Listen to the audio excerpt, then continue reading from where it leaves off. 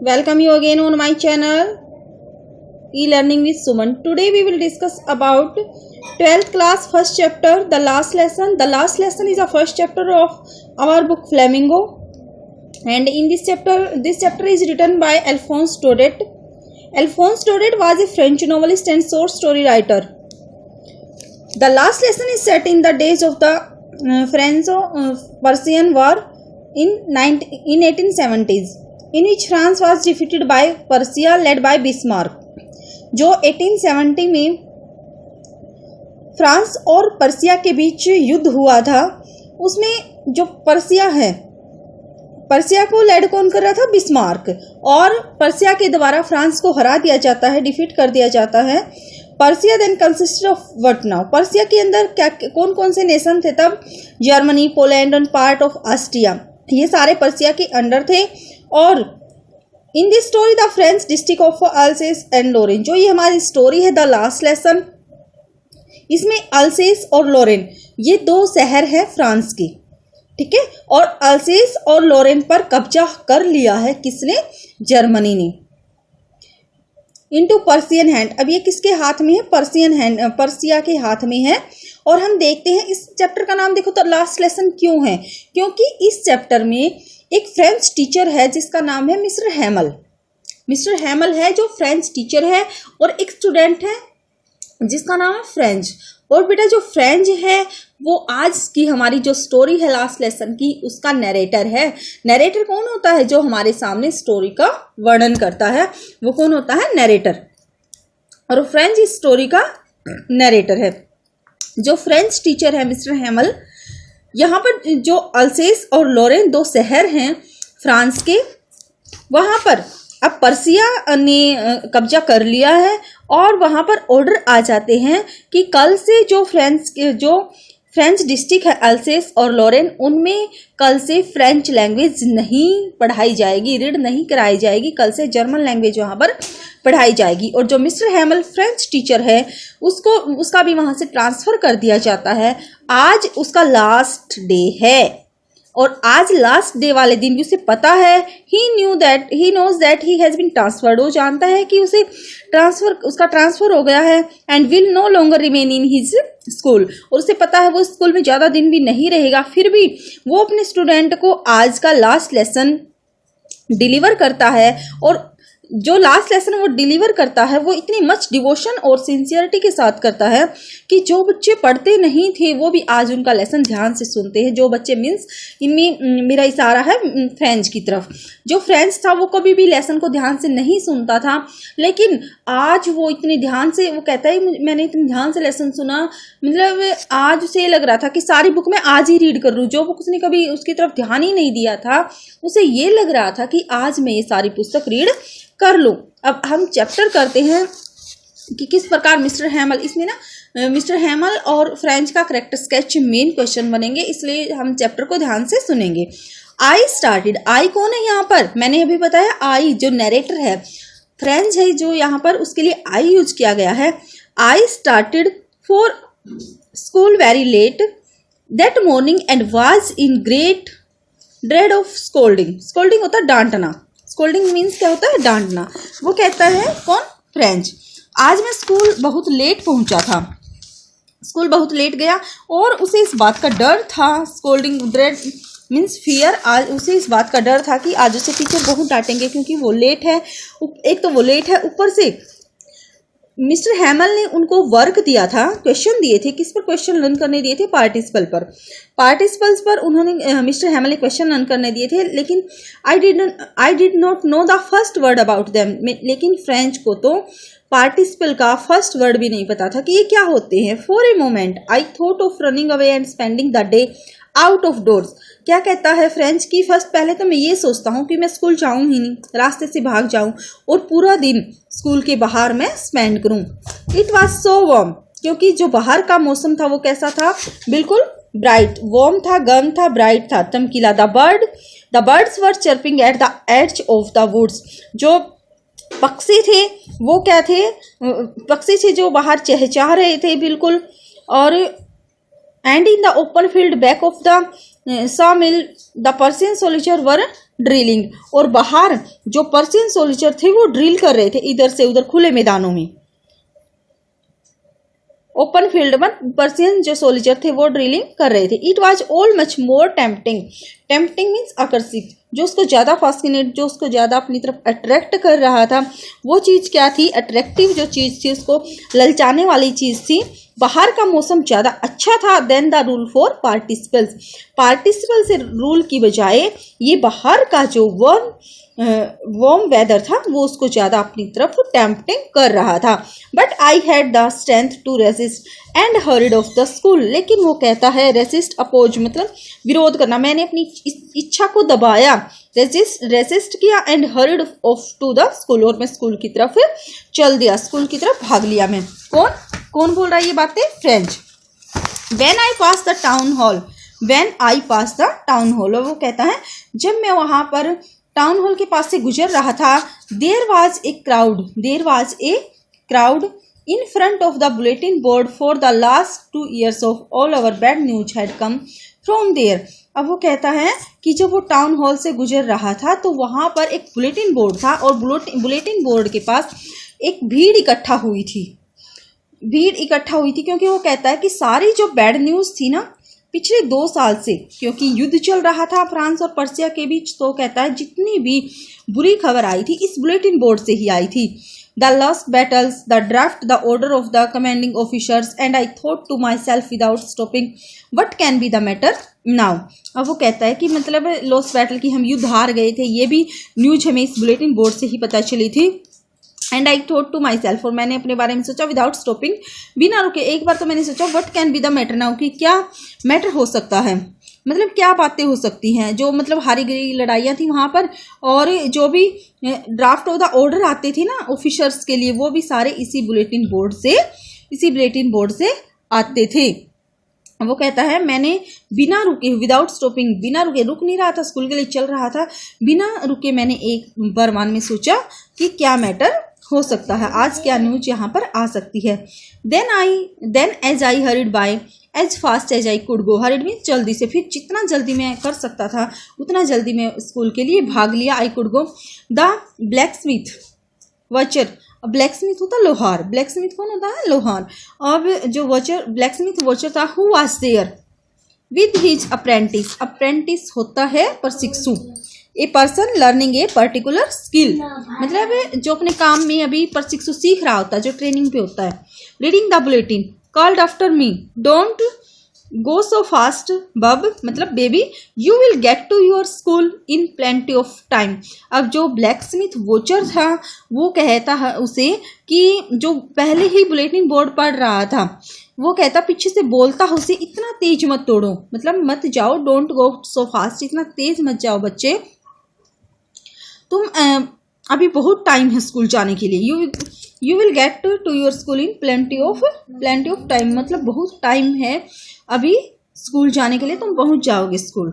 I thought he was making fun of me, मतलब मुझे लगा, फ्रेंड्स को लगता है कि मेरा मजाक उड़ा रहा है, क्योंकि पहले ही लेट था school. And reached Mister Hamel's little garden all out of breath, उसे लगा कि वो मेरा मजाक उड़ा रहा है, लेकिन मैं मिस्टर हैमल की जो गार्डन था, लिटिल गार्डन, छोटा सा बगीचा था, उसमें हाँफता हुआ, ऑल आउट ऑफ ब्रीथ मतलब सांस चढ़ जाते हैं ना, ऐसे भागते हुए मैं उनके बगीचे में पहुंच गया, मिस्टर हैमल के। M Hamel, usually when school begin, अब जैसे यूजुअली हमेशा स्कूल स्टार्ट हो चुका होता था, when school begin, there was a great bustle, जब स्कूल स्टार्ट हो चुका होता था, मैं लेट जाता था तो वहां पर क्या होती थी, ग्रेट बस्टल, हल्ला गुल्ला होता था वहां पर, बस्टल होता था। बिजी और नॉइसी एक्टिविटी वहां पर होती थी। Which could be heard out in the street, इतना शोर होता था जब स्कूल स्टार्ट होता, नॉर्मली डेली जब स्कूल स्टार्ट होता ना, इतना शोर होता था कि हम गलियों में भी सुन सकते थे उस शोर को। The opening and the closing of desk, कैसी आवाज़ें आती थी, जैसे डेस्क को खोलते बंद करते हैं। Lesson repeated in unison very loud with our hands over our ears to understand better, मतलब ऊंचे स्वर में, जैसे लेसन को बार बार एक बार टीचर बोलता, फिर बच्चे बोलते, लेसन को अच्छे से लर्न करवाने के लिए बार बार लेसन को दोहराया जाता था। और बार बार जो टीचर था with our hands over ears to understand, मतलब अब हम चैप्टर को अच्छे से अंडरस्टैंड कर सके, चैप्टर को रिपीट करवाया जाता था। And the teacher's great ruler rapping on the table, rapping means टपटपाना, जैसे टीचर के हाथ में जो स्टिक होती है उसको टीचर बार बार क्या करता था, ठक ठक, रैपिंग होता ठक ठक की आवाज, खटखट की आवाज, टेबल पर पटकता था। But now it was also still, लेकिन आज यहाँ पर क्या था, बिल्कुल शांति थी, स्टिल, चुप्पी थी आज यहाँ पर। I had counted on the commotion to get to my desk without being seen, अब उसे क्या लगा था कि अब तो आज तो बिल्कुल शांत था, और जैसे ही उसे लगा कि आज कोई स्कूल ही नहीं आया, वो कहता है, और उस मतलब जो भगदड़ थी वहाँ पर, चुपचाप बस्टल था वहाँ पर, और ऐसे ही मैं बिना कुछ बोले ऐसा लगा कि मैं अपने डेस्क पर पहुँच जाऊँ, being seen. But of course that day everything had to be as quite as Sunday morning, आज वहाँ पर वो डेली ना इतनी भगदड़ होती थी, हस्टल बस्टल होती थी कि वो चुपचाप अपने डेस्क पे जाके बैठ जाता था बिना किसी को दिखे, बीइंग सीन, बिना किसी को दिखाई दी। लेकिन आज क्या था, but of course that day everything had to be as quite as Sunday morning, आज तो बिल्कुल शांत था, जैसे संडे मॉर्निंग को होता है ना, स्कूल में कोई नहीं जाता तो वहाँ कोई हस्टल बस्टल या नॉइसी एक्टिविटी नहीं होती। थ्रू द विंडो आई सा माई क्लासमेट, अब खिड़की में से वो अपने क्लासमेट को देख सकता था, मैंने देखा। ऑलरेडी इन देयर प्लेसेस, सब अपने स्थान पर थे। And M Hamel walking up and down with his terrible iron ruler under his arm, और वहाँ पर कौन वॉकिंग कर रहे थे, वो उसने विंडो से देखा अपने क्लासमेट को जो अपनी जगहों पर बैठे हुए थे, और मिस्टर हैमल जो थे वो अपने आयरन रूलर को अपनी आर्म्स के बाजू के नीचे दबाए इधर उधर घूम रहे थे, मतलब वॉकिंग कर रहे थे। I had to open the door and go in before everybody, you can imagine how I blushed and how frightened I was. अब देखो एक बच्चा लेट आता है, पूरी क्लास लगी हुई है, टीचर के हाथ में रूलर है, तो हम इमेजिन, इसने यही बोला है कि आप इमेजिन कर ही सकते हो कि मेरे ऊपर क्या गुजरी होगी, कि मैं ब्लस्ट में बिल्कुल लज्जा से भर गया था उस टाइम, ठीक है, और बिल्कुल डरा हुआ था मैं कि पता नहीं मिस्टर हैमल क्या बोलेंगे, क्या पूछेंगे। बट नथिंग हैपन, लेकिन ऐसा कुछ भी नहीं हुआ उस दिन। एम हैमल सामी, एम हैमल ने मुझे देखा एंड सेड वेरी काइंडली, और बड़े प्यार से उन्होंने बोला, go to your place quickly, जल्दी से अपनी सीट पर जाकर बैठ जाओ लिटिल फ्रेंड्स, प्यारे बच्चे, छोटे friends. We were beginning without you, हम तो beginning without you, we were, हम स्टार्ट करने वाले थे तुम्हारे बिना ही। I jumped over the bench and sat down at my desk, मैं जल्दी से मैं अपने बेंच पर कूदा और अपने डेस्क पर जाकर बैठ गया। Not till then when I had got a little over my fright did I see that our teacher had on his beautiful green coat. अब देखो जब बैठ जाता है तो उसने देखा, अब उसने अपने भय पर, मतलब उसको जो बहुत ज़्यादा डर लगा हुआ था वो थोड़ा कम हुआ, और वो अपने टीचर की तरफ देखता है तो देखा कि उनके टीचर ने उस दिन क्या पहना हुआ था, सुंदर हरा कोट डाला हुआ था। क्या देखा उसने, till then when I had got a little over my fright did I saw that our teacher had on his beautiful green coat, teacher ने क्या पहना हुआ था, ब्यूटीफुल ग्रीन कोट पहना हुआ था। हिज फ्रिल्ड, और जो उसके कोट की फ्रिल्ड थी वो कैसी थी, शर्ट, फ्रिल्ड शर्ट, यस, जो शर्ट थी। And the little black silk cap, उन्होंने सिल्क कैप डाली हुई थी, ऑल एम्ब्रॉयडर्ड, और जिस पर मतलब पूरी कढ़ाई की थी। That he never wore except on inspection and prize days, मतलब इस ड्रेस को ना मिस्टर हैमल कब डालते थे, ओनली कब डालते थे, या तो जब कोई इंस्पेक्शन होता था, ठीक है, तब डालते थे, या जिस दिन प्राइज डिस्ट्रीब्यूट वगैरह कुछ होता था, कोई मतलब फंक्शन पे इस ड्रेस को मिस्टर हैमल इंस्पेक्शन वाले दिन या फिर प्राइज डिस्ट्रीब्यूशन वाले दिन इस ड्रेस को हैमल डालते थे। Besides the whole school seemed so strange and solemn, मतलब गंभीर, चुपचाप सा। आज बिसाइड कुछ भी हो, इसके अलावा आज पूरा स्कूल बिल्कुल स्ट्रेंज, अजीब लग रहा था, और बिल्कुल सोलेमन, बिल्कुल गंभीर लग रहा था। सीरियस, सोलेमन सीरियस, कैसा लग रहा था, सीरियस। आज पूरा स्कूल कैसा था, सीरियस दिखाई दे रहा था। But the thing that surprise me most was to see, और सबसे ज्यादा सरप्राइज करने वाली जो बात मुझे दिखाई दी थी वो क्या थी, on the back benches that were always empty, जो लास्ट वाले बेंचेस थे क्लास में जो हमेशा खाली रहते थे। The village people sitting quietly like ourselves, हमारी तरह ही वो भी लास्ट बेंचेस पर बिल्कुल शांति से बैठे हुए थे। Old Hauser with his 3 corner head, जो ओल्ड हाउसर, जो कौन था, ओल्ड हाउसर था, उसने भी पुरानी हाउसर, यस ओल्ड हाउसर था जो, उसने भी 3 कॉर्नर वाली हेड डाली हुई थी। द फॉर्मर मेयर था वहां पर, द फॉर्मर पोस्ट मास्टर था, and several other besides, everybody looked sad, और हर मतलब ये सारे जो मेन आदमी थे गांव के, वो सारे वहां पर बैठे हुए थे और हर कोई सैड, बिल्कुल उदास लग रहा था। And Hauser had brought an old primer thumbed at the edge, and he held it open on his knees with his great spectacles laying across the pages। अब जो वहाँ पर ओल्ड हाउसर था वो बिल्कुल उदास था और एक अपना पुराना सा वो कायदा, मतलब प्राइमर है यहाँ पर, प्राइमर मीन्स होता जो एक पुरानी सी बुक लेके आया हुआ था, और जिसके कोने थे ना, जिसके कोने एड्ज थे जो गंदे हुए थे थंब से, मतलब अंगूठे के निशान से बिल्कुल गंदे पड़ चुके थे जो बुक उसने प्राइमर वगैरह लिया हुआ था। And he held it open on his knees, और अपने घुटनों के ऊपर इसने उसको रखी हुई थी। Great spectacles laying across the pages, और जो उसका स्पेक्टिकल था, चश्मा था, उससे वो पेजों को जो ऐनक थी उसके पेजों के आसपास पड़ी, मतलब नजर पड़ती थी पेजों पर। While I was wondering about it all, mister M Hamel mounted his chair, and in the same grave and gentle tone which he has used to me said, my children, this is the last lesson I shall give you। और मैं, वो कहता है, मैं बिल्कुल चकित हो गया, हैरान रह गया, वंडरिंग अबाउट इट, जब मिस्टर हैमल अपनी चेयर पर बैठता है, माउंटेड अपनी चेयर ली उन्होंने, and in the same grave, और बिल्कुल वैसे ही गंभीर और जेंटल कोमल स्वर में उन्होंने अपने टोल में बोलना स्टार्ट किया, जैसा उन्होंने बोला था, माई चिल्ड्रन, मेरे बच्चे, this is the last lesson. वो कहता है कि ये आज मेरा लास्ट लेसन है, आई शैल गिव, जो आज मैं तुम्हें डिलीवर करूंगा। The order has come from Berlin to teach only German in the school of Alsace and Lorraine. अब उन्होंने बताया है कि बर्लिन से ऑर्डर आ गया है कि स्कूल में अब क्या रीड कराया जाएगा, ओनली क्या टीच कराया जाएगा, only Berlin language will be teach in the school, German language he Berlin के स्कूलों में टीच कराई जाएगी। बर्लिन से ये ऑर्डर आया है कि अल्सेस और लोरेन के स्कूलों में जर्मन लैंग्वेज ही टीच कराई जाएगी। The new master comes tomorrow, तुम्हारा जर्मन लैंग्वेज का नया टीचर कल आ जाएगा। This is your last French lesson, ये तुम्हारा लास्ट फ्रेंच लेसन है। I want you to be very attentive, I want, मैं चाहता हूँ कि तुम उसे बड़े ध्यान पूर्वक सुनो। What a thunderclap these words were to me, thunderclap means बिजली का कड़कना, मतलब जैसे ही मिस्टर हैमल ने ये वर्ड बोले एकदम ऐसा हुआ कि जैसे ये शब्द मेरे लिए क्या थे, बिजली गिरने के समान थे।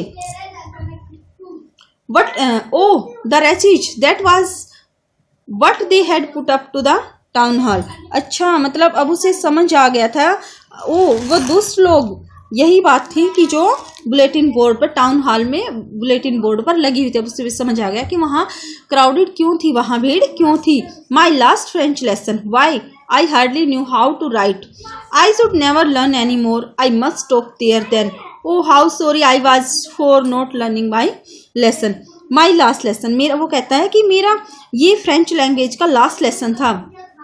I hardly, मैं मुश्किल से ही, मुझे तो not to write, मुझे फ्रेंच लैंग्वेज में मुश्किल से ही लिखना आता था, ठीक है, क्योंकि मैंने कभी ध्यान से पढ़ा ही नहीं था बिल्कुल भी, और अब तो मुझे बंद ही कर देना चाहिए, अब मुझे लिखना नहीं आता था। हाउ सॉरी, मतलब आज मुझे कितना सॉरी फील हो रहा था कि I was not learning my, कि मैंने मेरे लेसन नहीं सीखे। फॉर सीकिंग बर्ड्स एग, मैं क्या करता था, वो पक्षियों के अंडे ढूंढता रहता था, ठीक है, सीकिंग बर्ड्स एग, पक्षियों के फाउंड मीन सीकिंग, ढूंढता रहता था। और गोइंग स्लाइडिंग ऑन द सार, और क्या करता था, सार नदी पर घूमने के लिए चला जाता था। माई बुक्स, वो कहता मेरी पुस्तकें, that had seem such a nuisance a while ago, जो थोड़े समय पहले मुझे क्या लगती थी, मतलब नॉइसेंस, बिल्कुल सिर दर्द लगता था मुझे। So heavy to carry, my grammar, my history of the saints were old friends now, जो अब मेरे पुराने मित्र थे, मतलब जो पुरानी हिस्ट्री वाली बुक्स थी, अब ये सारे जो ग्रामर की बुक थी, अब वो सारे मुझे क्या लगने लगे थे, ओल्ड फ्रेंड सीम्स नजर आने लगे थे। Were old friends now that I couldn't give up, जो मैं उन्हें मतलब जिन्हें मैं त्यागना नहीं चाहता था, जिन्हें मैं छोड़ नहीं सकता था। And mister Hamel to the idea that he was going away, अब ये था कि मिस्टर हैमल चले जाएंगे कल से, that I should never see him again, तो मैं उन्हें कभी भी देख नहीं पाऊंगा। Made me forget all about his ruler and how cranky he was, मतलब मैं कभी नहीं भुला पाऊंगा। अब मतलब वो कहता है made me forget all about, ये जो सारी बातें थी कि आज लास्ट लेसन है, ये जो सारी बातें थी इन सब बातों ने मुझे ये भुला दिया था कि किस प्रकार वो अपना रूलर मुझ पर यूज करते थे, मतलब रूलर के बारे में सब कुछ भूल गया था। और ये भी भूल गया था कि किस प्रकार उनका बिहेव मेरे प्रति क्रैंकी था, कि किस प्रकार उनका स्वभाव वो क्रैंकी स्वभाव के थे, मतलब स्टिक बोल सकते हैं। पुअर मैन, आज उसके लिए उन्होंने क्या वर्ड, मिस्टर हैमल के लिए उनके लिए क्या वर्ड यूज किया, पुअर मैन।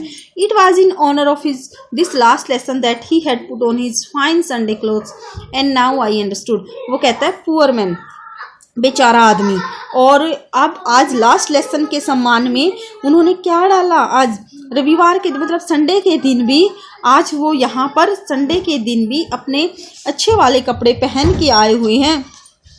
और ना वो कहता अब मैं समझ गया हूँ, now I understood why the old man of the village were sitting there in the back of the room, और अब मैं ये भी समझ गया हूँ कि जो गांव के बूढ़े व्यक्ति हैं वो यहाँ पर पीछे क्यों बैठे हुए हैं बैक बेंचेस पर। It was because they were sorry too that they had not gone to school more, it was their way of thanking our master for his 40 years of faithful service and of showing their respect for the country that was their no more. आज बुजुर्ग आदमी जो बूढ़े व्यक्ति हैं वो आज वहाँ पर क्यों पीछे आए हुए हैं, ये भी मैं अच्छी तरह से समझ गया था। और वो बिल्कुल उदास थे क्योंकि वो ज़्यादा दिन स्कूल नहीं जा सके थे पहले, मतलब ज़्यादा दिन स्कूल नहीं आए थे। और आज ये उनका एक तरीका था, एक वे था हमारे मास्टर को धन्यवाद बोलने का, थैंक यू बोलने का, जो उन्होंने 40 years फेथफुल सर्विस की है उसके लिए वो उन्हें थैंक यू बोलने आज आए थे। And of showing their respect for the country, और अपने देश के प्रति रिस्पेक्ट शो करने हुए आज यहाँ पर इकट्ठा हुए थे। While I was thinking of all this, जब मैं ये सारा सोच रहा था, I heard my name called, तब मुझे लगा कि किसी ने मेरा नाम पुकारा। It was my turn to recite, अब मेरी टर्न थी रिसाइट करने की। What would I not given to be able to say that dreadful rule for the participle all through very loud and clear and without one mistake, but I got mixed up on the first words and stood there. अब उसकी बारी थी, क्या सुनाने की बारी थी उसकी, जो पार्टिसिपल्स के रूल दिए थे और बोला गया था कि बिल्कुल लाउड वॉइस में, बिल्कुल ऊंचे स्वरों में और क्लियर वॉइस में ये आपको सुनाने हैं, बिना विदाउट एनी मिस्टेक, बिना किसी मिस्टेक के, जो मैं बिल्कुल भी देने के लिए तैयार नहीं था। वो कहता है लेकिन मुझे तो, उसने बोला था मुझे तो एक वर्ड भी नहीं आता, फर्स्ट वर्ड के बारे में भी पता नहीं है। स्टूड देयर, और मैं खड़ा था, होल्डिंग ऑन माई डेस्क, मैं वहाँ पर खड़ा रहा अपने डेस्क को पकड़े हुए। और वो कहता है माई हार्ट बीटिंग, मेरा दिल धड़क रहा था बिल्कुल। Not daring to look up, और ऊपर देखने की मुझ में हिम्मत नहीं थी। आई हियर्ड मिस्टर हैमल से to me I won't scold you, अब मैंने सुना कि मिस्टर हैमल मुझे ये बोल रहे हैं कि मैं तुम्हें डांटूंगा नहीं, स्कोल्ड मीन्स डांटना, फटकारना। Little French you must feel bad enough, see how it is every day we have said to our sales I have plenty of time. अब वो उसे बताता है कि हम डेली, अगर हमने आज लर्न नहीं किया, टीचर ने बहुत लर्न करना दिया, तो हम सोचते हैं कोई बात नहीं हम कल लर्न कर लेंगे, ठीक है। हम बोलते हैं ना कि हमारे पास तो अभी बहुत टाइम है, अभी तो एग्जाम होने में बहुत टाइम है। तो इसी प्रकार वो उसको समझा रहे हैं फ्रेंच को, I have plenty of time, हमारे पास बहुत टाइम है। I will learn it tomorrow, हम कल लर्न कर लेंगे। And now you see where we have come out, और आज तुम देखो आज हम कहाँ खड़े हैं। That's the great trouble with Alsace, और यही सब की एक प्रॉब्लम है, अल्सेस के लोगों की यही प्रॉब्लम है। She puts off learning till tomorrow, क्योंकि वो हमेशा ना कल पर टालता रहा कि कल लर्न करेंगे। Now those fellows out there will have the right to say to you, how is it you are pretend to be Frenchman and yet you can neither speak nor write your own language। और देखो आज French मतलब अल्सेस और Lauren की क्या दुविधा है कि वो अपनी ही लैंग्वेज में, फ्रेंचमैन जो है ना अपनी लैंग्वेज में बोल सकते हैं और ना ही अपनी ही लैंग्वेज में वो लिख सकते हैं। But you are not the worse, poor little French, we have all a great deal to reproach our self with. मतलब क्या दुविधा है, फ्रेंच हम हमेशा अपना काम टालते रहते हैं ना, लेकिन वो कहता है कि लिटिल फ्रेंच वॉश बेड रोज रोस्ट होता है ना, बेड रोज रोस्ट, मतलब बेड की जो सुपरलेटिव डिग्री है यहाँ पर यूज हुई है। तुम मतलब बुरे नहीं हो, सबसे बुरे, तुम सबसे बुरे नहीं हो। और अभी हमारे को अपने आप को कोसने के लिए सब, मतलब सबके पास क्या है, अपने आप को कोसने के लिए बहुत कुछ है। मतलब सबको कोसने के लिए कि क्या है कि सबको हम ये सोचते हैं कि आज हम क्यों नहीं, अब हम पछताएंगे कि हमने अपनी लैंग्वेज पहले अच्छे से क्यों नहीं सीखी, अपने लेसन अच्छे से क्यों नहीं सीखे, टाइम रहते हमने कुछ किया क्यों नहीं। Your parents were not anxious enough to have you learn. तुम्हारे पेरेंट्स भी मतलब तुम्हारे बारे में ज़्यादा चिंतित नहीं थे, एनेक्सियस उत्सुक नहीं थे कि तुम कुछ रीड कर लो, पढ़ लो। They prefer to put you to work on a farm और द मिल्स। बल्कि वो तो क्या प्रेफर करते थे, वो इस चीज़ को प्रेफरेंस देते थे कि तुम स्कूल का लर्न करने की बजाय, पढ़ने की बजाय कहाँ पर काम करो, खेत में काम करो, मिल्स में काम करो, फॉर्म में। So as to have a little more money, ताकि तुम अच्छा पैसा कमा सको। एंड आई हैव, और मैं भी, मतलब तुम सबसे बुरे नहीं हो। उसने यह बोला कि तुम्हारे तो पेरेंट्स भी नहीं चाहते थे और मैं भी तुमसे काम करवाता था। I have been to blame also, मैं अपने आप पर भी ब्लेम, मैं भी तुम पर दोष नहीं लगा सकता। Have I not often sent you to water my flowers instead of learning your lesson, मैं भी तुम्हें भेज नहीं देता था। मतलब वो अपने आप को भी कोस रहा, देखो कि मैं ना तुम्हें लेसन पढ़ाने की बजाय फ्लावर्स, अपने फूलों को पानी देने के लिए तुम्हें भेज दिया करता था। And when I wanted to go fishing did I not just give you a holiday, और जब मुझे फिशिंग पे जाना होता था, जब मुझे मछलियाँ पकड़ने के लिए मतलब फिशिंग पे जाना होता था, तो मैं तुम्हें छुट्टी दे दिया करता था, मैं तुम्हें लेसन नहीं कराया करता था। Did I not just give you a holiday, तो मैं भी तुम्हें छुट्टी नहीं दे दिया करता था। मतलब वो देखो अपने आप को जो अपने अंदर कमी है उनको बता रहा कि कैसे मैंने तुम्हें अगर अच्छा पहले ही करा दिया होता। Then from one thing to another, Mr. Hamel went on to talk of the French language, saying that it was the most beautiful. अब जो हैमल हैं वो फ्रेंच लैंग्वेज के बारे में बताना स्टार्ट करते हैं कि फ्रेंच लैंग्वेज कैसी है। फ्रेंच लैंग्वेज इन द, मतलब French language is the most beautiful language in the world, the clearest, the most logical, that we must guard it among us and never forget it. अब वो French language के बारे में बोलते हैं कि जो हमारी फ्रेंच लैंग्वेज है वो कैसी है, बहुत मतलब संसार में सबसे सुंदर भाषा थी हमारी फ्रेंच लैंग्वेज, बिल्कुल क्लियर, लॉजिकल, सबसे तर्कपूर्ण, और हमें that we must guard it, हमें इसे क्या रखना चाहिए, संभाल कर रखना चाहिए, इट अमंग अस, अपने अपनों के बीच, मतलब नेवर फॉरगेट इट, हम इसे कभी नहीं भूलेंगे, हमें इसे भूलना नहीं चाहिए। मतलब because when a people are enslaved, लेकिन जब किसी को दास बनाया जाता है ना, एनस्लेव्ड, जब किसी को गुलाम बनाया जाता है, as long as they hold fast to their language it is as if they had the key to their prison.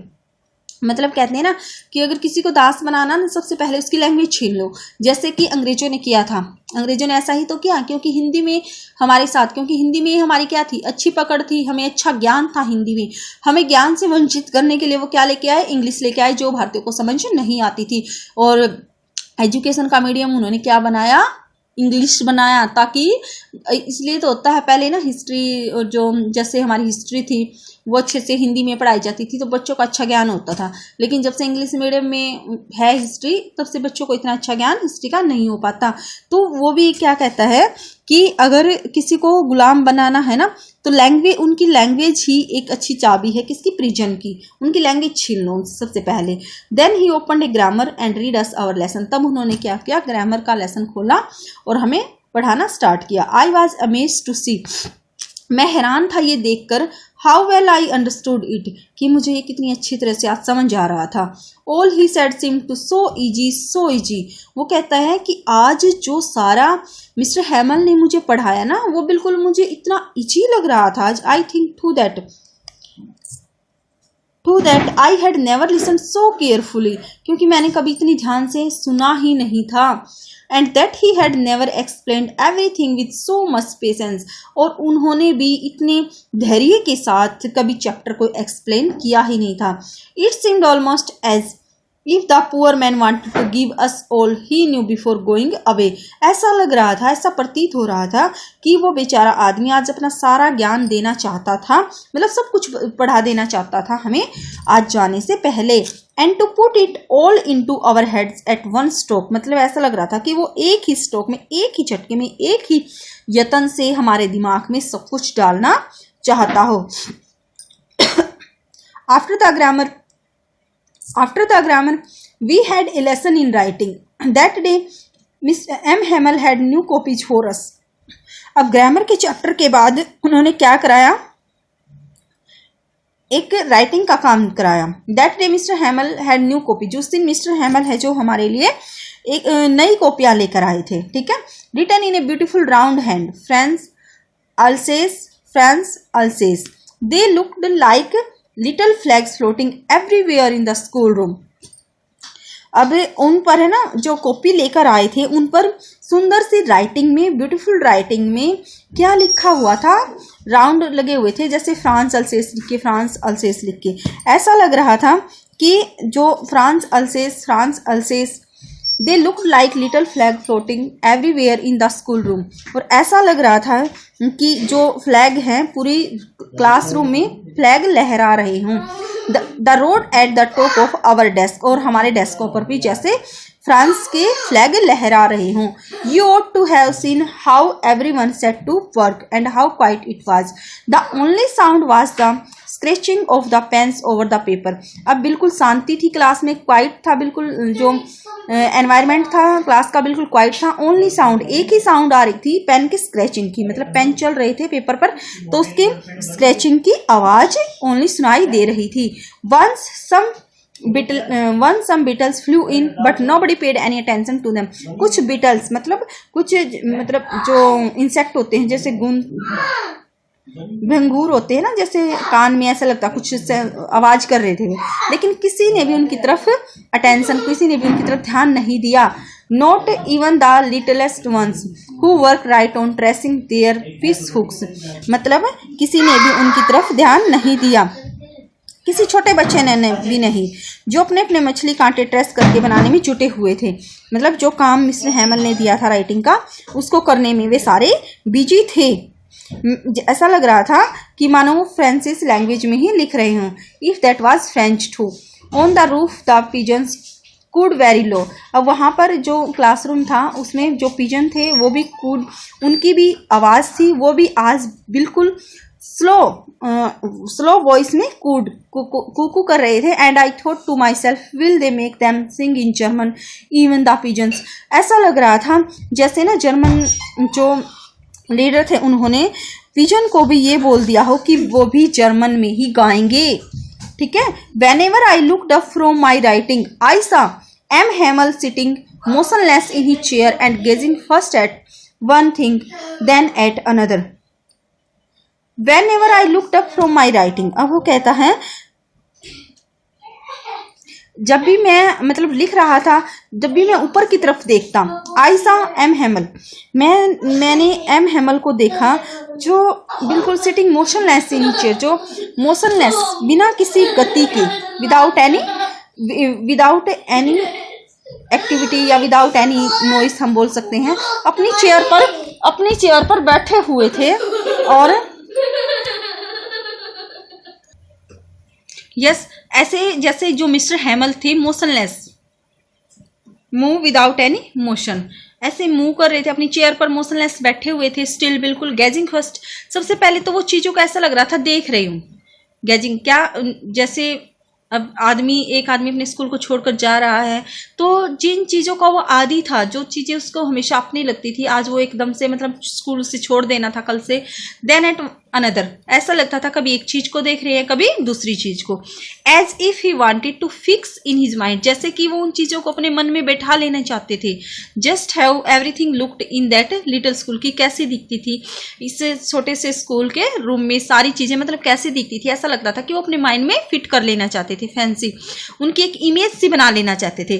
For 40 years, क्योंकि 40 ईयर्स से he had been there in the same place, इसी जगह पर थे वो, मतलब 40 years हो गए थे उन्हें ये स्कूल में सर्विस करते हुए, with his garden outside the window and his class in front of him.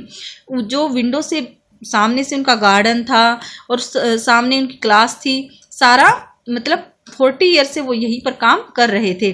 Just like that only the desk and benches had been worn smooth, मतलब उनके काम करते करते 40 ईयर से वो बेंच और डेस्क जो थे वो घिस घिस कर चिकना हो गए थे, स्मूथली वोन smoothly. The walnut trees in the garden were taller, and the hopvine that he had planted himself twined about the windows to the roof। और जो बाग में, जो गार्डन में जो किसके पेड़ थे, जो वलनट, जो अखरोट के पेड़ थे, वो कितने टॉलर, कितने लंबे हो गए थे। और जो बेल, जो होपवाइन की बेल उन्होंने लगाई थी, वो कितनी, जो उन्होंने खुद लगाई थी, वो अब फूलों वाली हो गई थी और छत तक पहुंच गई थी। विंडो टू द रूफ, हाँ, उसकी जो पत्तियां थी, जो फूलों की पत्तियां थी, विंडो से छत तक वो पहुंच गई थी। How it must have broken his heart to leave it all, मतलब ये सारी बातें किस प्रकार ऐसा लग रहा था उनके दिल को तोड़ रही थी। पुअर मैन, आज वो जो टीचर फ्रेंच को बिल्कुल स्टिक लगता था, आज वो क्या वर्ड यूज कर रहे हैं बार बार उनके लिए, poor man. To hear his sister moving about in the room above, packing their trunks, for they must leave the country next day। बेचारा आदमी जो अपनी बहन जो मिस्टर हैमल है, उनकी बहन है, जो क्या कर रही है, जो ट्रक पैक कर रही है, ठीक है, क्योंकि कल उन्हें जाना था वहां से, देश छोड़कर उन्हें वहां से जाना था नेक्स्ट डे, इसलिए उनकी सिस्टर क्या कर रही थी, उनका ट्रक, सामान का ट्रक पैक कर रही थी। But he had the courage to hear every lesson to the very last, लेकिन फिर भी वो क्या हिम्मत दिखा रहे थे, मतलब लास्ट लेसन सुनाने का उनमें हिम्मत था, क्रेज था। Lesson the very last after the writing, अब वो लिख रहे थे ना, तो मतलब वो टीचर की देख रहा कि लिखते लिखते बीच में कि टीचर क्या कर रहा है। We had a lesson in history and then the baby chanted their ba be bi bo bu. Down there at the back of the room, old Hauser had put on his spectacles and holding his primer in both hands। अब देखो writing के बाद क्या किया, बच्चों ने जो अपना बा बे बी बो बू वाला गाना गाया, और लास्ट में जो बूढ़ा हाउसर वहां पर बैठा था, उन्होंने अपने स्पेक्टिकल्स थे जो वो पहन लिए थे, अपना स्पेक्टिकल्स लगा लिए थे उन्होंने, और जो अपना प्राइमर था, जो अपना कायदा था, वो भी अपने दोनों हाथों में पकड़ा हुआ था। Spelled the letters with them, you could see that he too was crying, his voice trembled with emotions. तुम देख सकते थे, यहाँ वो कहता है तुम देख सकते थे, आप देख सकते थे कि वो भी रो रहा था बिल्कुल, और भावुक, मतलब इमोशन, बिल्कुल इमोशन से उसकी आवाज़ जो थी, भावुक होकर उसकी आवाज़ जो थी, ट्रेम्बल्ड, कांपने लगी थी। And it was so funny to hear him that we all wanted to laugh and cry. और मतलब ऐसा लग रहा था मुझे उनकी आवाज़ें सुनकर, है ना, स्टेंज, अजीब सा लग रहा था कि हम सब हंसना चाहते हैं या रोना चाहते थे। How well I remember it that last lesson, वो कहता है, और मुझे अच्छी तरह से याद है वो अपना last lesson. All at once the church clock struck 12, और अचानक से जो चर्च की क्लॉक थी उसमें 12 बज चुके थे। देन द अंग्लिश, और अगली जो दोपहर थी, at the same moment the trumpets of the Prussians returning from drill sounded under our windows. और जो पर्सियन सोल्जर थे, अब वो क्या करके आ गए थे, ड्रिल करके आ गए थे, और उनके जो नगाड़े, उनके बजने की ड्रिल साउंड थी, वो हमारे विंडो से साफ सुनाई दे रही थी। M Hamel stood up, M Hamel खड़े हो गए, वेरी पेल, बिल्कुल उदास, सेड इन ही चेयर, अपनी चेयर से वो खड़े हो जाते हैं। I never saw him look so tall, और आज तक मतलब इतना लंबा एकदम से वो खड़े हुए, इतना लंबा मुझे नहीं लगता था कि मैंने उनको आज से पहले इतना लंबा देखा हो। My friends said he I but something choked him, my friends, उन्होंने बोला माई फ्रेंड्स, आई, लेकिन उनका गला जो था वो अब चोक्ड हो गया, बिल्कुल रुक गया था। चोक्ड होना means made unable to breathe, ऐसा लगा कि उनका गला रुक गया हो। He could not go on, अब वो आगे नहीं बोल पाए, उससे आगे वो नहीं बोल पाए। Then he turn to the blackboard, फिर वो ब्लैक बोर्ड की तरफ मुड़े। टू के पीस ऑफ चौक, और उन्होंने एक चौक का टुकड़ा लिया। and bearing on with all his might he wrote as large as he could। और उन्होंने क्या लिखा, जितना बड़ा वो लिख सकते थे उन्होंने लिख दिया। बोर्ड पर क्या लिखा, वाइवा ला फ्रांस, मतलब वाइवा ला फ्रांस की फ्रांस है जो लंबे समय तक जीवित रहे। Then he stopped and leaned his head against the wall and without a word he made a gesture to us with his hand। और उसके बाद वो रुक जाता है, लर्न नहीं है, लेंड हिज हेड, उन्होंने अपना सिर है ना झुका लिया। लेंड क्या होता है अपना जो सिर है वो झुका लिया। Leaned his head against the wall, दीवार के साथ ऐसे टिका देता है, झुका देता है मतलब against the wall. And without a word, और बिना कोई शब्द बोले उन्होंने हाथ से हमारी तरफ क्या करता, गेस्चर, इशारा करता है। स्कूल इज डिसमिस, कि स्कूल का जो टाइम है स्कूल डिसमिस किया जाता है। यू मे गो, और नाउ, अब तुम जा सकते हो। School is dismissed, you may go now, अब तुम अपने घर जा सकते हो। ये था जो मिस्टर हैमल ने लास्ट लेसन दिया था। और हमें इस लास्ट लेसन को हमारे सामने किसने नरेट किया है, फ्रेंच ने नरेट किया है। फ्रेंच कौन है, फ्रेंच एक फ्रेंच स्टूडेंट, मतलब जो फ्रेंच लैंग्वेज सीखता था स्कूल में, एक स्टूडेंट है। और देखो लास्ट लेसन मतलब हमें, और ये हमारे साथ रियलिटी होती है, हम उस चीज़ को तब तक इतने ध्यान से नहीं सुनते हैं जब तक हमें ये लगता है कि हम कल पर टाल देते हैं ना। हमेशा हमें ये लगता है कि कोई बात नहीं, कल कर लेंगे काम को, परसों कर लेंगे, अभी तो बहुत टाइम है, ठीक है। लेकिन जब टाइम निकल जाता है तब हम बाद में पछताते हैं, और यही फ्रेंच के साथ होता है। और इसमें दिखाया गया है कि जो टीचर है वो कितने स्ट्रिक्ट हमें नजर आते हैं, लेकिन वो अंदर से इतने स्ट्रिक्ट नहीं होते हैं। जो टीचर हमें स्ट्रिक्ट नजर आते हैं वो इतने अंदर से इतने स्ट्रिक्ट नहीं होते हैं। वो हमें क्या देना चाहते हैं, वो हमें अच्छा ज्ञान हमेशा हमें देना चाहते हैं। ये था हमारा लास्ट लेसन, 12th क्लास का लास्ट लेसन था। और इसमें देखो साथ में इसके क्वेश्चंस भी दिए गए हैं। नेक्स्ट वीडियो में मैं इसके एनसीईआरटी क्वेश्चन हैं और जो कंप्रीहेंशन क्वेश्चन है वो डिस्कस करूंगी। अगर आपको वीडियो पसंद आई है तो इसे लाइक, शेयर और सब्सक्राइब जरूर करें। अगले वीडियो का अपडेट पाने के लिए आप चैनल को सब्सक्राइब जरूर करें। Thank you, have a nice